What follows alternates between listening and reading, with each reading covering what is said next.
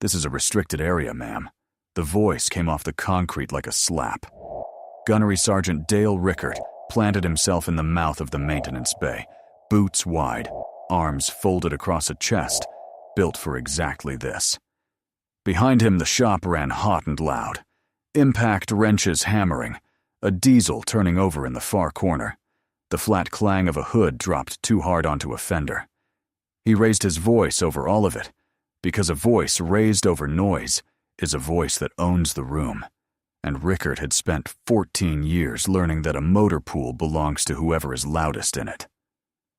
"Motor pool's no place for a clipboard and a clean pair of boots," he said. "You want a tour, you go back to the front office where the coffee is. This deck is mine. Every wrench, every truck, every Marine on it. And I don't remember signing you onto it." The woman in the unmarked coveralls did not move. She was maybe 5'7".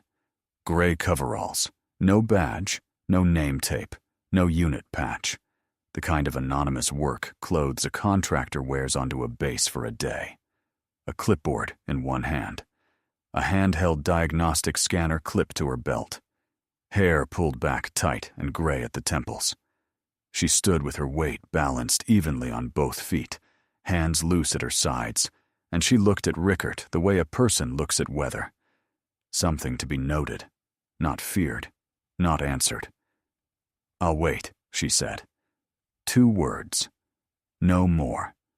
Rickert had spent his whole career learning to read the flinch. It was his trade. The half-step back, the drop of the eyes, the little apology people made with their shoulders when he filled a doorway and let his voice climb. He looked for it now. The auditor gave him nothing. No step back, no dropped eyes. Just that flat, patient attention, as if she had all morning, and he was a truck that would eventually start. That bothered him more than he let the shop see, and to cover it, he let his voice climb another notch. "You deaf? Restricted. Area? That means behind the yellow line, hands off my vehicles, and out of my Marine's way." "I heard you the first time," she said. 40 feet away, a 7-ton truck sat with its hood up and its guts laid open. 2 mechanics leaned into the engine bay, arguing over the noise. The vehicle would not hold air pressure. One of them said it was the compressor. The other said it was the governor.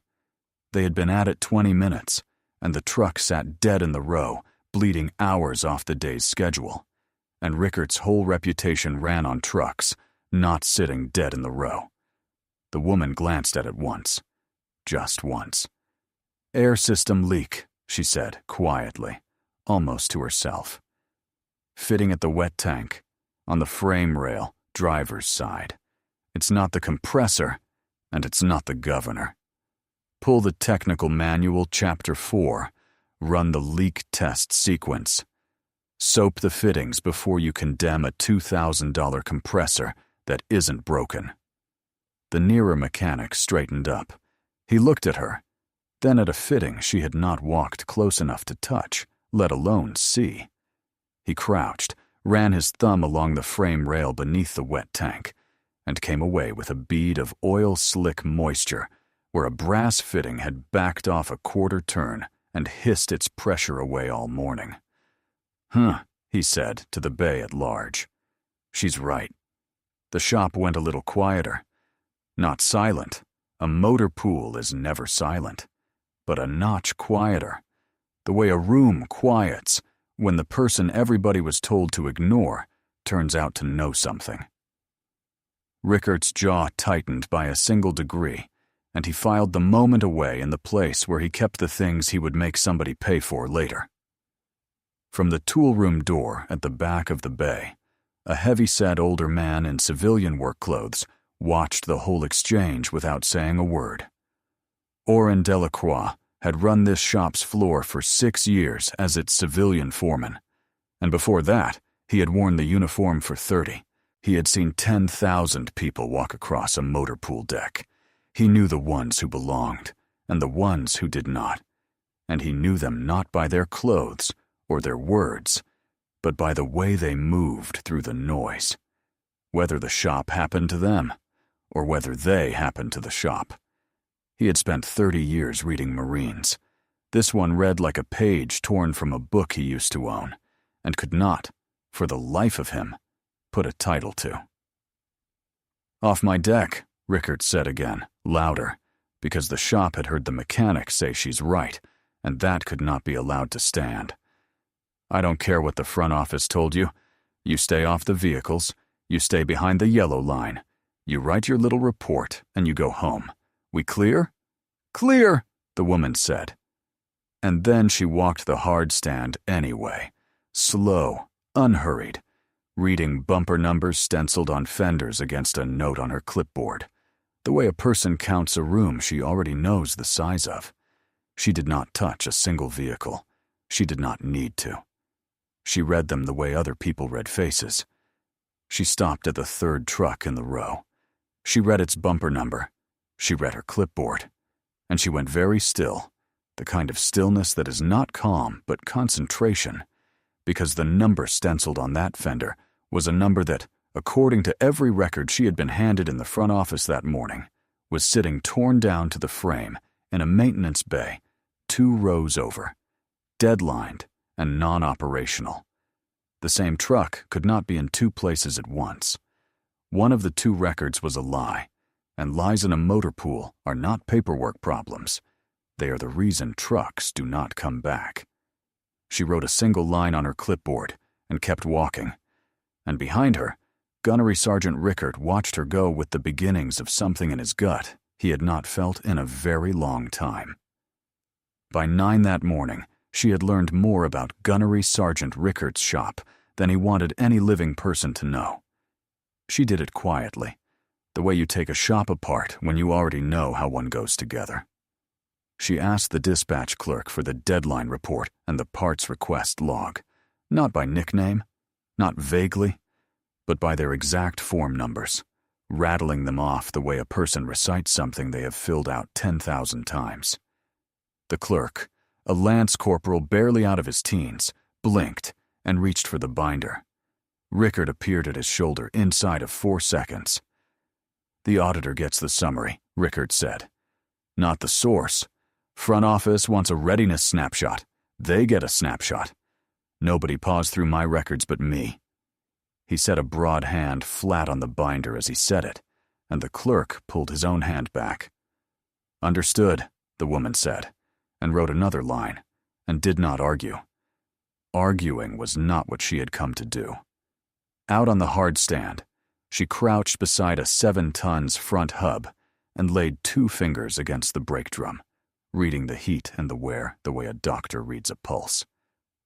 "Left front's dragging," she said, to no one in particular, though the whole row could hear. "Slack adjuster's over-torqued. Somebody backed it to 75 foot-pounds when the manual calls for 50. You'll cook that lining inside 100 miles, and then a Marine's going down a grade with a truck that won't stop." Lance Corporal Talia Okonkwo, 20 years old and 8 months in the fleet, was kneeling at the next wheel with a torque wrench still warm in her hand. She looked up. She had backed that very adjuster herself 40 minutes earlier, to the number her section chief had leaned over her shoulder and told her to use. 75, he'd said. Snug it down hard. The 50 in the manual is for people who like doing the job twice. Okonkwo looked at the torque wrench in her hand, then at the quiet auditor who had just read the mistake off the drum without touching it, and she said nothing, but something in her young face changed.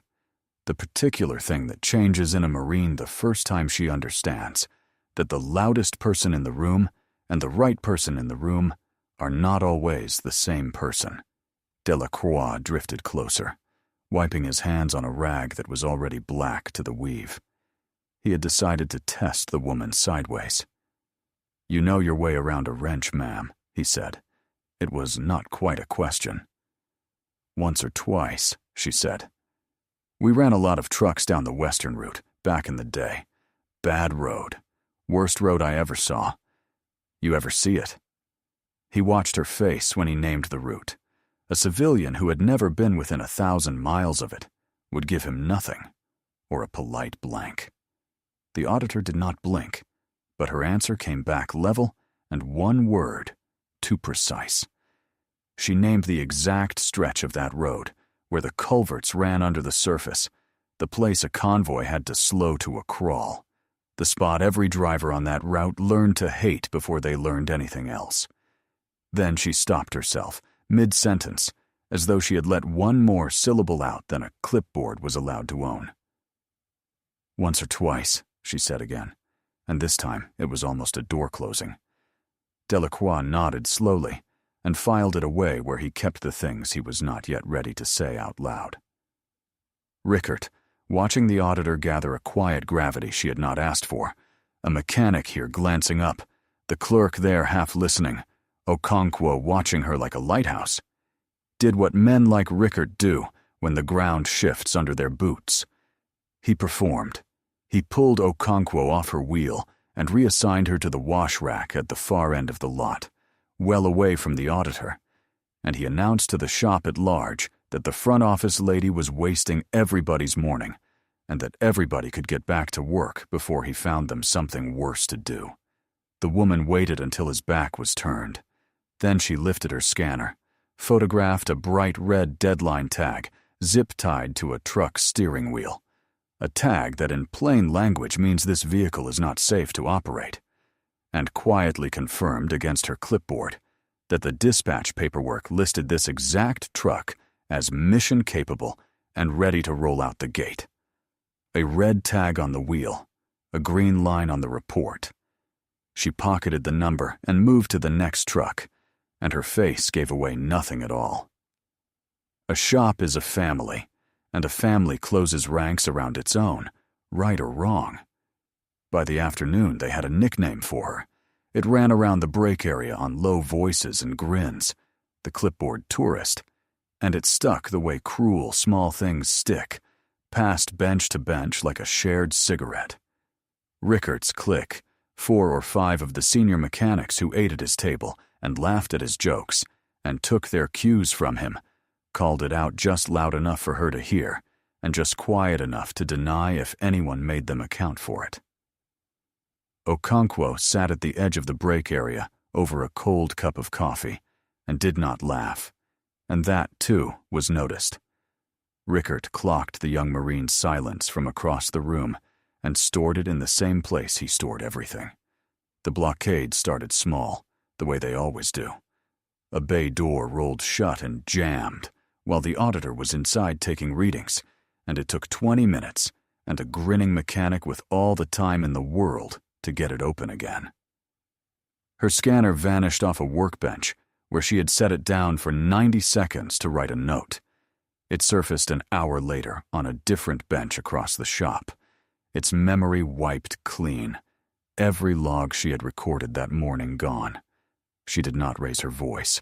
She did not report it up the chain.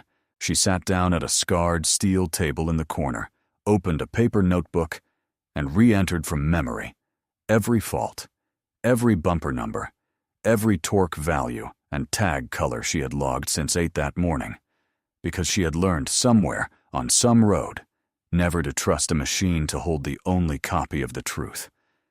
When she asked the dispatch clerk for a specific parts request folder, brake components, 4 trucks, a shipment number she read off her own notes, the clerk told her, honestly apologetic, that it had just that morning been pulled to archive and he could not lay hands on it. She wrote down the form number and the date and thanked him by name, and the pattern of records that went missing at the exact moment she reached for them sharpened in her mind into something with hard edges. Late in the shift, as the shop thinned and the light through the bay doors went long and gold, Delacroix crossed the floor with a folded photocopy in one big hand. He did not say anything clever. He set the page on her steel table. A single sheet, a parts request log for a shipment of brake linings that the shop's own records swore had been installed on 4 trucks. 4 trucks that were sitting in the row that very minute, still wearing the worn linings she had read with her fingers that morning. He met her eyes. He held them for exactly 1 second. Then he walked away without a word, back toward the tool room, and the auditor understood that the watcher had chosen a side and would carry it in silence rather than say it out loud where the shop could hear. She stayed after the overhead lights dimmed to their night setting. Alone in the dispatch shack, she laid 3 red deadline tags out on the desk in a row, and beside each one, she set the record that swore the same truck was mission-capable and ready to carry Marines. 3 trucks, 3 tags, 3 lies, matched line for line, in her own hand, in her own notebook. Undeniable now. You know the feeling, when you watch someone quietly take a hit they did not deserve, and everything in you wants to stand up and say something, and you don't, because it isn't your shop, and it isn't your fight. Hold on to that feeling. If this story is getting under your skin the way it's meant to, do the small thing that keeps this channel telling stories like it. Subscribe to Honor Tales, because the people who spent the day laughing at this woman are about to learn exactly who they insulted. She closed the notebook, squared it against the desk edge with 2 fingers, and turned off the light. Rickard had run his shop the same way for 6 years, and in 6 years, no one had ever gotten far enough to matter. Inspectors came and went. Auditors read the summaries he fed them and wrote down the numbers he handed them and went home. So when the quiet auditor got too close to the records, he reached for the one weapon a man with rank and a clean personnel file always keeps within arm's reach: paper. The next morning, a safety non-commissioned officer stood in the front office with a write-up in his hand and read it aloud, because Rickard had asked him, pointedly, in the hallway, to make sure the auditor heard every word of it. The write-up accused her of unauthorized entry into a tagged-out maintenance bay. It accused her of tampering with a vehicle under a lockout, of cutting or bypassing a red danger tag, the kind that exists for exactly one reason, so that no man on earth flips a switch or drops a lift while a Marine has both hands inside a machine. On paper, it made her reckless. On paper, it made her a hazard to the shop and everyone in it. On paper, it was precisely the sort of thing that gets a civilian's base access suspended and gets her walked to the gate before lunch, with a manila folder following her out that would keep her off any installation for years. "That's a serious allegation," the safety non-commissioned officer said, watching her over the top of the page. "It is," the woman agreed, and her voice did not change at all. "It's also wrong. Read me the tag color you're claiming I bypassed." He read it. Red. "A red danger tag is a lockout tagout under the standard," she said. "It requires a physical lock on the energy source, not just a tag hung on a mirror. There was no lock on that bay's electrical panel. There's no lock in your write-up either. No lock number, no photograph of a lock, because there was never one to photograph. What was hanging on that bay was an out-of-service tag, which is a caution, not a lockout. I logged it. I photographed it. I never once touched the disconnect." Chapter 2 of your own maintenance management order lays out the difference in one paragraph, and the same paragraph tells you that the man responsible for hanging the correct tag on a live bay is the maintenance chief, not the auditor. So if a red danger tag was missing its lock, that's not my violation. That's his. The room was quiet. She had not raised her voice a single time. She had simply taken the write-up apart at the joints, calmly, the way she took everything apart. The safety non-commissioned officer looked at the page in his hand differently than he had a minute before. The way a man looks at a tool he has just realized is the wrong size for the job.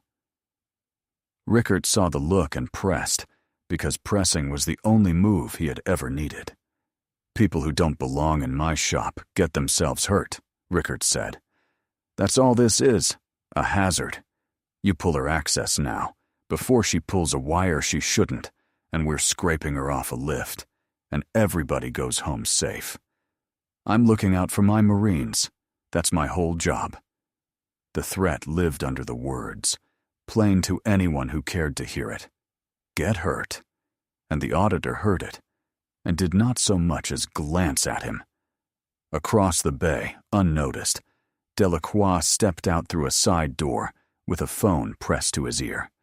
He spoke low, to a man he had served beside a lifetime ago and half a world away. "I need you to look something up for me. Quiet, off the books." He listened. I know it's a long shot. Just describe the ones you remember from the western route that year. The officers." He listened again, and his face changed, and he turned his back to the building. "Yeah," he said softly. "Yeah, that's what I was afraid of. Listen to me. If she's who I'm starting to think she is, you get word to Rickard to walk away from this. Today. Some fights you don't win. You just find out how far the floor drops out from under you." Inside, the review went the way Rickard wanted it to. Very nearly all the way. The auditor's base access was suspended pending a formal review, and one signature on one form stood between her and an escort to the front gate. She signed the suspension form herself in a clean, level hand, and before she stood, she folded the photocopied parts log page quietly into the chest of her coveralls over her heart, where paperwork does not usually go. She was not worried about the review board. She already knew, to the inch, whose desk it was going to land on. Orin Delacroix could not let it go. He had a name now, or the shape of one, and it sat in his chest like a stone he could not quite swallow down. That night, in the garage of his house off base, he pulled an old convoy roster out of a cardboard box that had not been opened in years.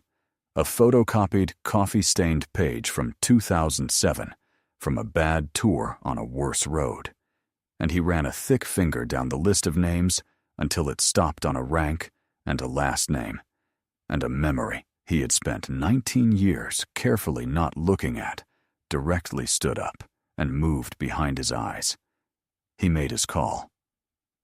"Describe her to me one more time," his friend said, when Delacroix had finished. So Delacroix did. The stillness. The way she read a truck she never touched. The way she named a torque speck across a room and got it right. The way she had spoken the western route out loud, like a place she had bled on, and then stopped herself. The line went quiet for a long moment. Long enough that Delacroix checked the screen to see if the call had dropped. "Orin," his friend said finally, and his voice had gone careful. "If that's who you're describing, and it sounds like it is, then you walk away. You keep your head down, and you let it happen, and you don't put yourself in the middle of it. That's all I'll say on an open line. Let it come." The next morning, Delacroix found the auditor alone in the tool room, early before the shop filled, and he tried one time to close the distance himself. "I know I've turned a wrench near you before," he said, "a long time ago, on a bad road, in a bad year. I don't forget how a person stands." She looked at him for a moment. She did not confirm it, and she did not deny it. But without a wrench in her hand, and without crossing the room, she read the torque figure written on his own open work order upside down from 6 feet away, and corrected it, a 5 where he had written a 4. And she was right, and they both knew that no clipboard tourist alive could do that. "Let it go, Orin," she said quietly. It was the first time she had used his name, and the sound of it told him she had known his all along. He went to Rickard anyway, because that was the kind of man Delacroix was, and he gave the gunnery sergeant the one warning he could give without handing over the thing that would have made him listen. "Whatever she wrote down, Gunny," Delacroix said, catching him at the coffee machine. "Whatever you think she is, I'll let it go. Give the papers back, take the readiness hit, and take your medicine, and let it be over. This is not a fight you win. I'm telling you as a man who's been wrong before and lived to know it." Rickard laughed. He laughed the easy, open laugh of a man who has never once been beaten in his own shop. She's a clipboard, Oren. She's a report that's gonna say my numbers are fine, because my numbers are fine. You've been staring at her all week like she's a ghost. Go run your floor and let me run mine. He clapped the older man on the shoulder, hard on his way past, and did not see Delacroix close his eyes. If you have ever watched a proud man wave off the one warning that could have saved him, you already know where this is going. But stay with it, because the moment it turns is worth every second you've spent here. If you're pulling for her, hit subscribe now, so you don't miss how it lands. That afternoon, Rickert made his decision. He would end it himself in the morning, on his own ground. He would corner the auditor in the tool room where she kept coming back, get the photocopies out of her hands, and put her off his deck for good, one way or another. He took the master key to the tool room off the board by the dispatch window and slipped it into his pocket. The room where the records were kept, deciding, without knowing it, without the first idea of it, exactly where and how he was going to cross the line. That night, in a bare set of temporary quarters on the far side of the installation, the woman the shop had spent a week calling a clipboard tourist unzipped a garment bag and hung a uniform in the empty wardrobe. It wasn't gray coveralls. It was a Marine Corps service uniform, pressed and squared, and on each shoulder sat the silver eagle of a colonel, and across the left breast climbed 4 full rows of ribbons, the kind of rows a person doesn't earn by filling out forms in a front office. Among them, third from the top, sat the blue field and white stars of a decoration given for valor under fire, a medal the country does not hand out for anything a person does at a desk. Her name was Colonel Vivian Marchetti. She was 47 years old. She had been born in 1979, had raised her right hand as a second lieutenant in 2001, and had spent 25 years in the unglamorous heart of the Corps. Logistics, motor transport, the trucks, and the fuel, and the water, and the 10,000 spare parts that no parade is ever thrown for, and no war on earth is ever won without. In 10 days, she would take command of the entire Marine Logistics Group, and Gunnery Sergeant Dale Rickert's motor pool was one small shop inside the thing she was about to own, end to end.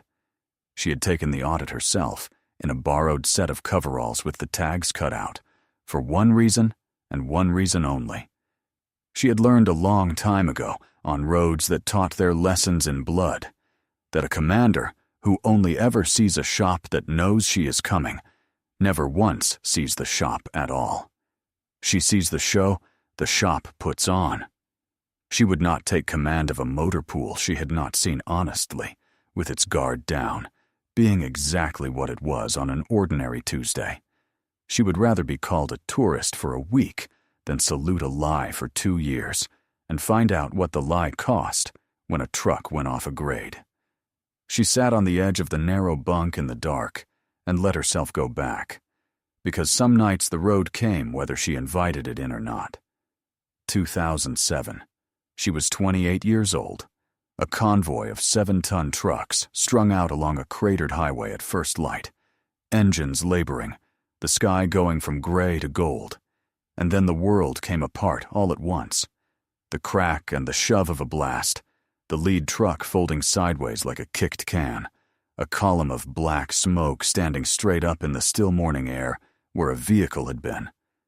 She had learned the shop the hard way, on a road where the trucks did not always come back, and where the difference between the ones that did and the ones that didn't was very often a fitting. Somebody had backed off a quarter turn, a lining somebody had let go too long, a tag somebody had lied about to make a number look good. She had held the column. She had gotten the wounded moving and the guns answering, had put her own body between a stalled truck and the incoming long enough to drag 2 Marines clear of it by their drag handles, had counted heads in the smoke, through a throat full of grit, and gotten almost all of them out alive. Almost. Corporal Eddie Sowards was 23 years old and drove the lead vehicle, and he did not come out of it. He had a photograph of a baby daughter taped to the inside of his sun visor, and he called every truck he ever drove she, gentle, like a man talking about a horse. Vivian Marchetti had held his hand in the dirt beside the road, while the corpsman did everything a corpsman can do, which on that morning was not enough. And she had made him a promise there that she had kept every single day for 19 years. That was the reason she read every deadline tag in Rickert's shop like a life hung on it. Because one had. Because more than one would again, if she let a man like Rickert keep signing lies in green ink. The promise she had made him in the dirt was a simple one, and she had never once said it out loud to another living soul. She had promised Eddie Sowards that no truck under her name would ever roll on a lie again, that as long as she had a say in it, no driver of hers would go down a grade, trusting a green line on a report that a red tag on a steering wheel called a liar. It was not the kind of promise you could put on a plaque. It did not fit in a citation. But it had followed her up through every rank, through company command and battalion staff and a war college and a Pentagon tour, and it had walked her, 25 years later, into a borrowed set of gray coveralls and a shop that thought she was nobody. She had buried better men than Dale Rickert. She had written more letters to more mothers than she let herself count. She was not going to inherit a motor pool full of cooked numbers and pretend she had not seen what she had seen, because pretending had a body count, and she had carried enough of it. She stood, zipped the garment bag, closed over the eagles and the ribbons, and set her change of command orders on the desk beside it. 10 days out. The trap was already closed. Rickert had built the whole thing himself, plank by plank, tag by tag, and all she had to do now was stand still and let him hammer in the last nail. She turned off the lamp beside the orders that named her the commanding officer of the man who had called her a clipboard tourist and told her to go find the coffee. Rickert came for her in the morning. He found her in the tool room, alone, before the shop had fully filled, the photocopied records in a manila folder tucked under her arm.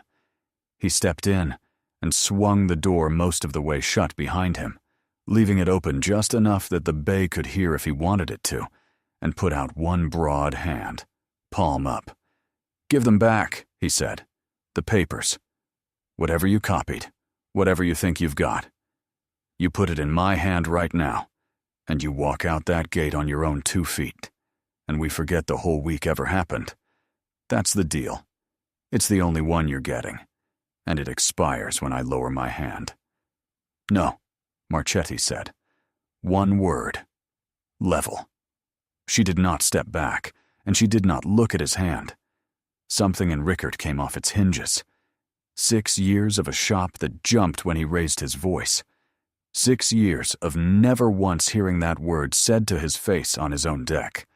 And here was a gray coveralled nobody telling him no in his own tool room, with the door half open, and every mechanic in the bay close enough to hear it.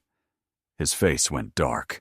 He closed the 2 steps between them, took a fistful of her coveralls at the collar in one hand, and drove her backward into the toolroom wall. The impact rang the pegboard like a struck bell. Wrenches jumped on their hooks and settled. The shop reacted in the same half-second. Okonkwo, passing the doorway with a parts tray balanced on both hands, dropped the tray. It hit the concrete in a spray of sockets, and started forward with a shout, already climbing out of her. Delacroix's voice cracked across the whole bay like a round, going off in a closed room. "Rickert!" And the big foreman was already moving, faster than a man his age should move, one arm out. 2 mechanics turned from their benches. The dispatch clerk came half out of his chair. A room does not freeze when it watches a man throw a woman into a wall. A room comes alive, ugly and fast, and this one did. Every honest Marine in it moving toward the tool room at once. But the woman herself did not fight. She had not so much as raised a hand. Pinned to the wall with his fist, twisted into her collar, and his face 6 inches from hers. Colonel Vivian Marchetti looked at Gunnery Sergeant Dale Rickert with no fear in her face at all. None. Not a flicker. And then she did the one thing he was not remotely prepared for. She smiled. It was a small smile, and it was a terrible thing to see, because it was the smile of a person who has just been handed, gift-wrapped, the one thing she did not yet have and had been patient enough to wait for. He had given her the last page of his own file. Assault. Witnessed.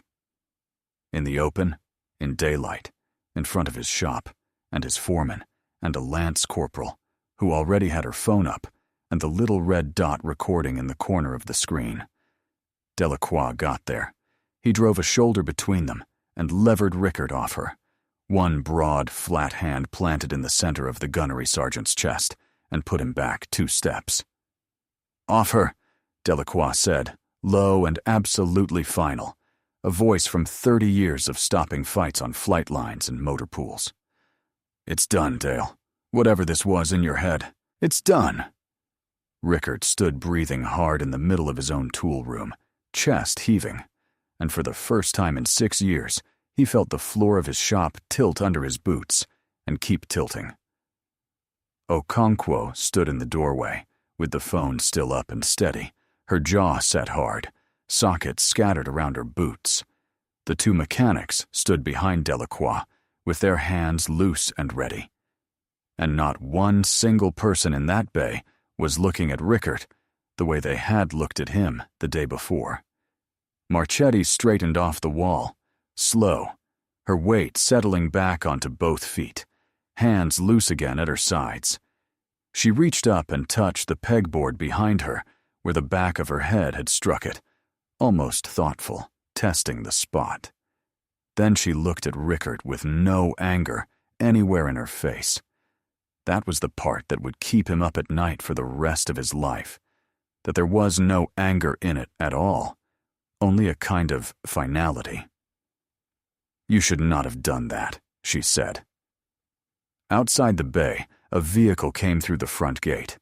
It was black, and it was clean, and it did not slow for anyone, and the sentry at the gate came to rigid attention as it rolled past his post. It came up the access road, turned onto the hardstand, and stopped between the rows of 7-ton trucks. The man who stepped out of the front passenger seat was built like a fence post and wore the uniform of a United States Marine Corps sergeant major, and his eyes swept the length of the shop once, fast and total, and stopped on a woman in gray coveralls standing just inside a tool room doorway with a red mark starting on the wall behind her head.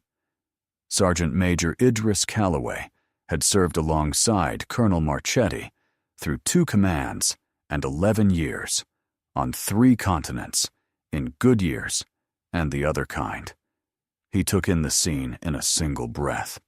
The crooked wrenches, the dropped parts tray, the gunnery sergeant standing where a foreman had just shoved him back, the colonel he would have followed into anything standing calm against a wall she had been thrown into. He did not hesitate. His voice filled the maintenance bay wall to wall, louder than any impact wrench, louder than any diesel, louder than anything Dale Rickert had managed in his entire life. "Attention on deck!" The shop responded on instinct bred into every one of them from the first week of boot camp.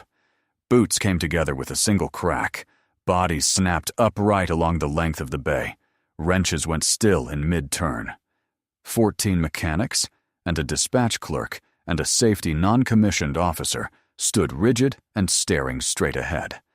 And in the sudden ringing quiet, the only sound left in the whole shop was one diesel idling patiently in the row and the small, scattered settling of the sockets Okonkwo had dropped. The rear door of the vehicle opened, and a second man stepped out onto the hardstand, and this one wore 2 silver stars on each collar. Major General Lorne Ashby, the installation's commanding general, buttoned his coat once and crossed the concrete at an unhurried pace, past the trucks, past the frozen mechanics, past the man they all called Gunny, who was staring now, with the first cold understanding beginning to reach him, and stopped squarely in front of the woman in the unmarked coveralls. "Colonel Marchetti," General Ashby said, "you're early." The two words went through the shop like a bucket of ice water poured down the collective spine. Rickart's face began to come apart, one stage at a time, the way the beat sheet of a nightmare comes apart. First confusion. The general had to be talking to someone else. Some real officer standing behind her. Anyone at all but the clipboard tourist he had pinned to a wall 90 seconds ago. Then disbelief, holding on hard, as no one moved and no other officer stepped forward, and the general kept his eyes on her and only her. Then recognition, arriving all at once, the way the ground arrives when a ladder kicks out from under a man.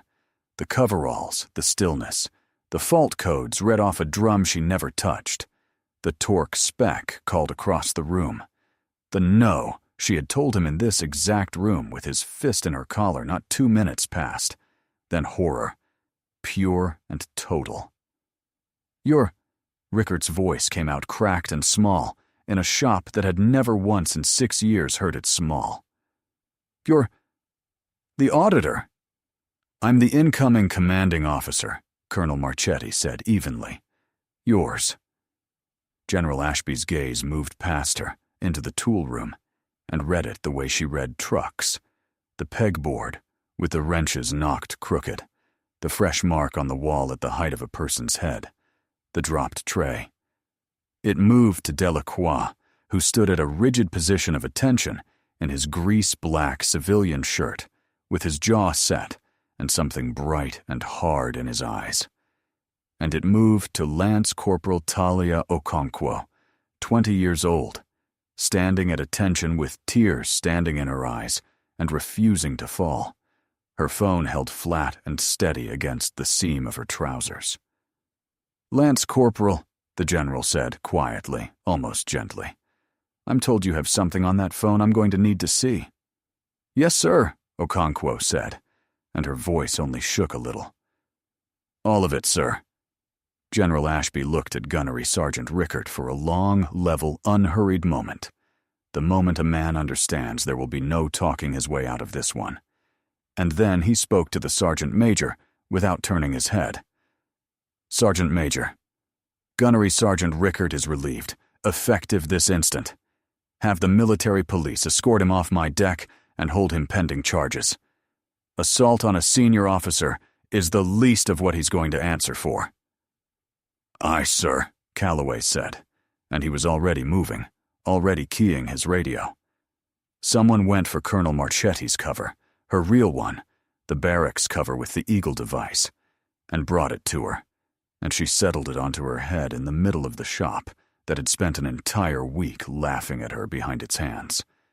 And every Marine in that bay held their salute, arms up and rigid and unwavering, and the only man in the whole motor pool not standing tall was the 1-2 military policemen were now walking, unresisting and gray-faced, toward the gate. She let the salute stand for a long 3 seconds, reading the shop the way she read everything, the mechanics who had laughed and would not meet her eyes now, the clerk who had pulled his hand off a binder, the young Lance Corporal still crying and still holding the phone. There was no triumph in her face.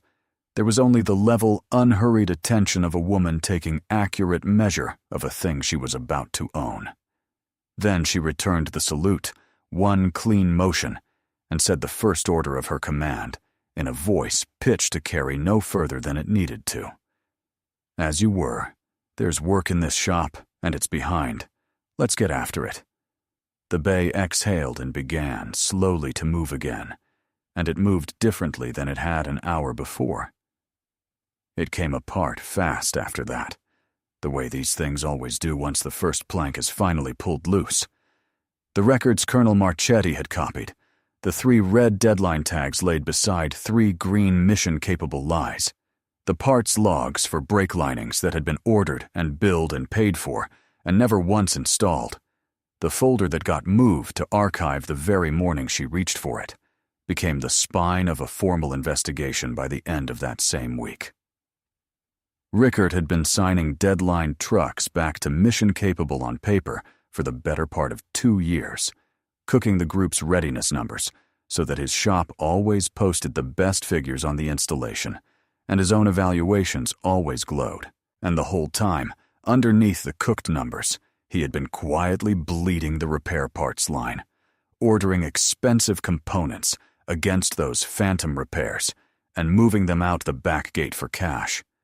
Trucks that Marines were meant to trust with their lives on grades and highways and in the dark had been rolling on worn linings and patched air systems and over-torqued adjusters, because the man responsible for every one of them cared more about a number on a slide than the brakes under a 19-year-old driver.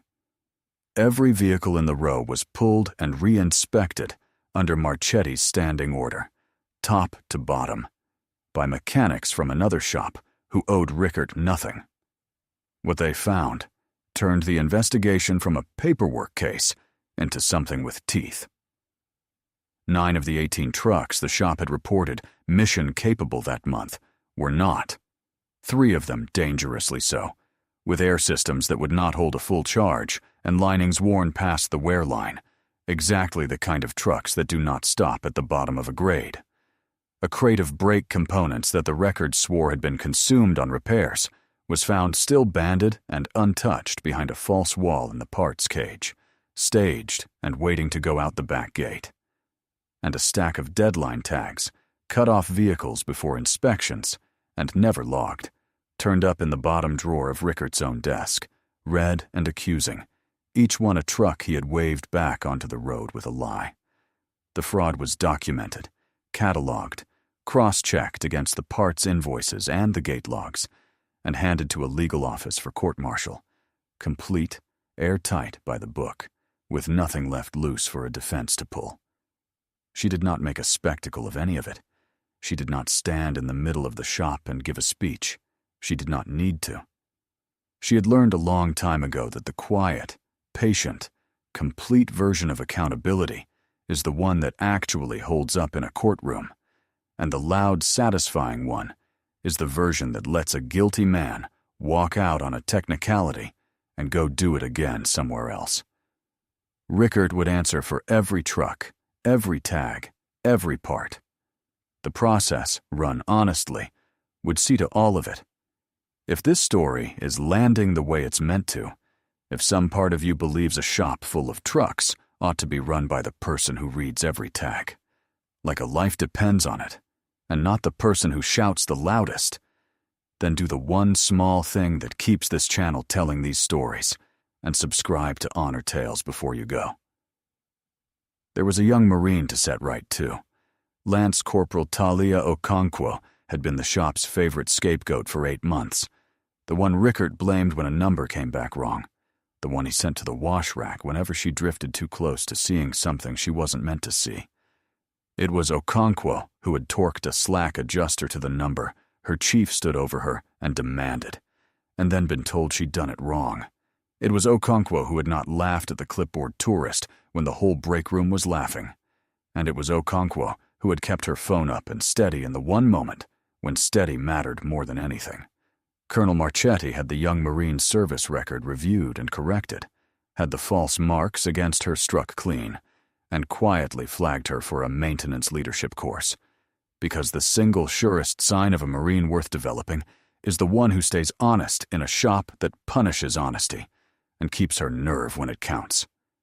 And Delacroix, Oren Delacroix, who had ridden the western route 19 years before and known her the moment she read a truck she never touched, who had warned a proud man twice and been laughed off twice and stepped between them anyway when it mattered, got a nod from his colonel across a bay gone quiet and respectful, an officer's small, complete acknowledgement of a debt that neither of them would ever put into words, because some debts between people who were on that road do not need words and would only be cheapened by them. Days later, before the change of command, before the eagles on her shoulders were official and the salutes became routine, Colonel Vivian Marchetti walked the hardstand alone at dawn. The truck stood in their long row in the gray and gold light, hoods down, tanks holding pressure. Ready. She walked the length of the line the way she had that first Tuesday, unhurried, reading them. And this time, every number matched every record, because she had made it so. She stopped at the end of the row and laid one hand flat on the cool hood of a 7-ton, a truck like the one Eddie Sowards had driven, a truck like the ones that did not always come back. And she stood there a while in the quiet, with a young man in her mind who had taped his daughter's photograph to a sun visor and called every truck he ever drove she.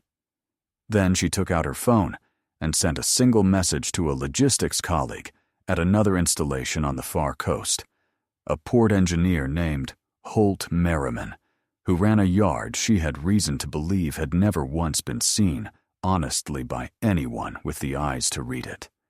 She attached a photograph of a single deadline tag, a real one, an honest one, hung on a truck that had actually earned it. And beneath the photograph, she wrote one line. Merriman, cold start at your place next. Same eyes. She put the phone away, gave the long row of trucks a last unhurried look, squared the eagle cover on her head, and walked back toward the shop that was hers now, and would be run honestly from this morning on. Every soldier carries a story that few ever hear. Listen with your heart. Thank you for staying and watching. Subscribe to Honor Tales for more.